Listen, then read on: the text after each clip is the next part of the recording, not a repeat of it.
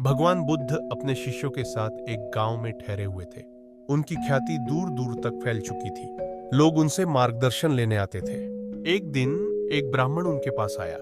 वह बहुत दुखी और क्रोधित था। उसकी जिंदगी संघर्षों से भरी थी और वह हमेशा परेशान रहता था। वह बुद्ध के पास पहुंचा और बोला, गुरुदेव, मैं बहुत दुखी हूं। मेरे जीवन में कई समस्याएं हैं। कृपया मेरी मदद करें। बुद्ध मुस्कुराए और बोले, ठीक है, लेकिन पहले मुझे बताओ, क्या तुम्हारी यह समस्या पहली बार आई है? ब्राह्मण ने सोचा और कहा,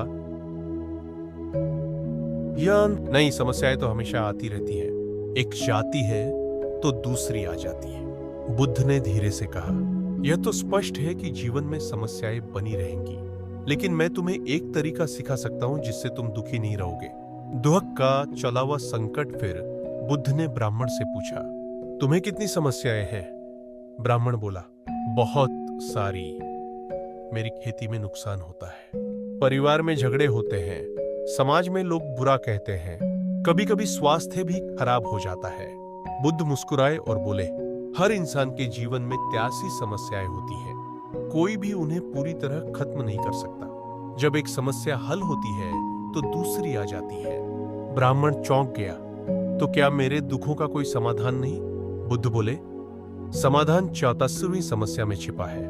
ब्राह्मण ने उत्सुकता से पूछा, यह 84वीं समस्या क्या है?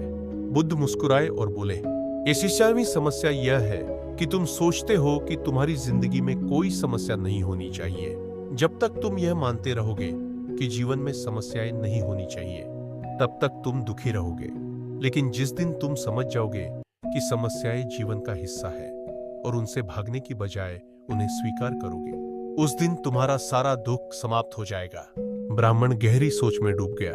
उसे एहसास हुआ कि वह जीवन भर समस्याओं से लड़ने के बजाय उन्हें स्वीकार कर सकता है और शांतिपूर्ण जीवन जी सकता है।